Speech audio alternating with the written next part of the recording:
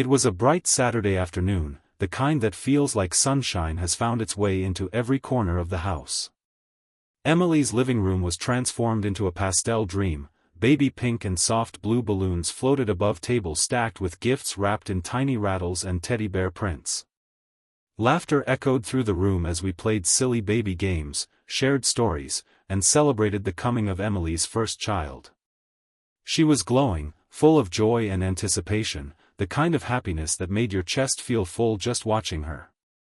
I was sitting beside her, helping pass gifts along and snapping pictures for the memory book, while my husband Daniel stood near the snack table. He wasn't a party person, but he always showed up for the people I loved.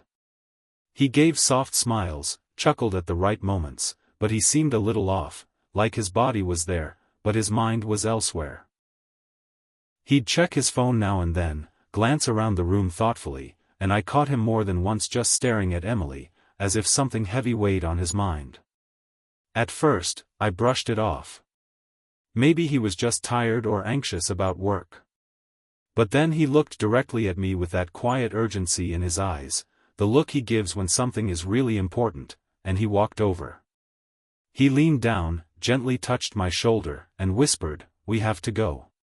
His voice wasn't panicked, but firm, like this moment couldn't wait. I blinked, stunned, confused, unsure if something was wrong or if I had missed something. "Now?" I asked, glancing around at the laughter and cheer. He simply nodded. I excused us quietly, murmuring to Emily that we'd be right back. I followed him outside, heart fluttering with questions. The air felt colder than when we had arrived, or maybe it was just the shift in energy. He didn't explain as we got into the car. I didn't press him. Daniel wasn't a man of many words, but when he acted, it was always with intention. I trusted him. I just didn't know then that we were about to step into something that would change everything.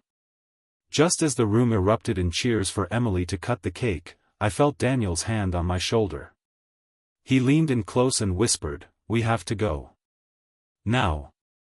His voice wasn't loud, but there was something in his tone that cut through the noise, the kind of seriousness that made my heart skip. I turned to look at him, confused and slightly embarrassed. People were watching, cameras were ready, and Emily stood in front of the cake with a glowing smile, completely unaware. I hesitated, trying to understand. "What? Why?" I whispered back, hoping no one else could hear. But he didn't answer right away. He just gave me that look, calm, steady, but filled with something deeper. I knew that look. It wasn't panic. It was purpose. Something was pulling at him hard enough to walk away from a joyful celebration. That wasn't like him. Reluctantly, I nodded and excused us quietly. Emily gave me a playful eye roll as I mouthed, "Be right back." I felt like I was walking out of a perfect picture, not knowing if I'd be able to step back in. As we walked toward the car, I finally asked him, "Daniel, what's going on?" He stopped, turned to me, and gently took my hand. His eyes were softer now, but still heavy. "There's something I have to show you," he said. "Something no one else here knows about. But it matters. A lot." That was all he said. No details. No warning. Just a promise that what I was about to see was important, important enough to leave a baby shower in the middle of a cake cutting. My mind raced with possibilities, but his grip on my hand was firm and steady, and that gave me the courage to trust him.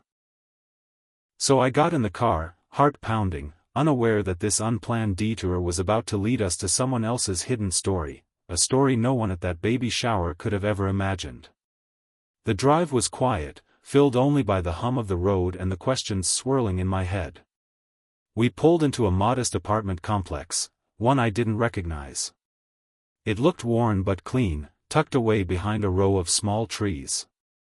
Daniel parked, got out, and walked to one of the doors like he'd been there before. I followed closely, unsure what to expect. He knocked softly. A moment later, an elderly woman opened the door. Her face was kind but weary, the kind of tired that comes from carrying more than just age. She gave Daniel a faint smile and stepped aside, as if she'd been waiting for us. We stepped in, and my eyes adjusted to the dim light inside.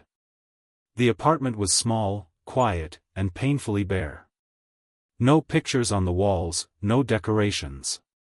Just the essentials. A couch, a folded blanket, a table with chipped corners. And there, sitting on the edge of that couch, was a young girl. She looked up as we entered, her eyes wide with uncertainty. She couldn't have been older than 16.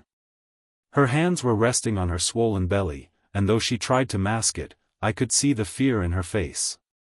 She was alone. And she looked like she had been for a while. Daniel glanced at me, then back at her. "This is Emily's niece," he said gently. "Her name's Ava." I blinked in disbelief. Emily had never mentioned a niece. "She got pregnant a few months ago," he continued, "and her parents kicked her out. Emily doesn't know. The family kept it a secret, out of shame." His voice caught slightly. "She's due next month. She's been staying here with this kind woman who took her in. But she doesn't have anything, not for the baby, not for herself." I felt my throat tighten as I looked at Ava again. She gave me the smallest smile, like she wasn't sure she was allowed to. I suddenly understood Daniel's urgency. This wasn't just a detour.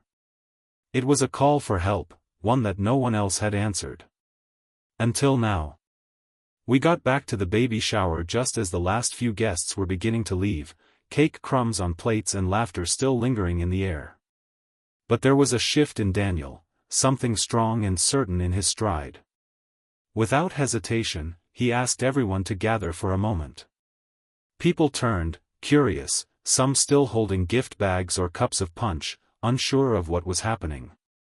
Daniel took a deep breath. His voice was calm but heavy with meaning as he began to speak. He told them about Ava, about the scared, pregnant teenager living in silence just 10 minutes away. He told them she was Emily's niece, hidden from the family out of shame. How she'd been rejected, abandoned, left to prepare for motherhood with nothing and no one. His voice cracked only once, when he said, "She doesn't need pity. She needs people." The room fell completely silent. No one spoke. No one moved. And then, someone wiped a tear. Another reached into her purse and said she had baby clothes she could bring tomorrow. One guest offered a crib still sitting in her garage. Another couple said, "We have extra diapers, unopened." It was like something had broken open in the room, a wave of quiet compassion spilling out. Then Emily stepped forward. Her eyes were full, her hands trembling just slightly. She looked at Daniel, then at me, and finally at everyone else. "She's family," she said softly. "She'll stay with me." There was no hesitation in her voice. No shame. Just love. In that moment, it felt like the celebration had transformed. It wasn't just about one baby anymore, it was about making room for another. Not just in someone's home, but in everyone's heart. Ava didn't even know it yet, but a group of strangers had just become her safety net. A community had silently promised, "You're not alone anymore." 1 month later, the world felt softer somehow. We gathered again, this time in Emily's backyard. The spring air was gentle, the grass freshly cut, and sunlight filtered through the trees in golden streaks. But it wasn't the weather that made the moment beautiful, it was what it held. Emily sat on a cushioned chair, her baby nestled peacefully in her arms. Beside her, Ava rocked gently with her own newborn, eyes filled with a kind of calm I hadn't seen before. Their bond wasn't forced or awkward. It was natural. Honest. Healing. 2 mothers, 2 babies, and one story that had brought them together in the most unexpected way. Around them, people from the baby shower drifted in and out, dropping off meals, folding tiny onesies, offering help without being asked.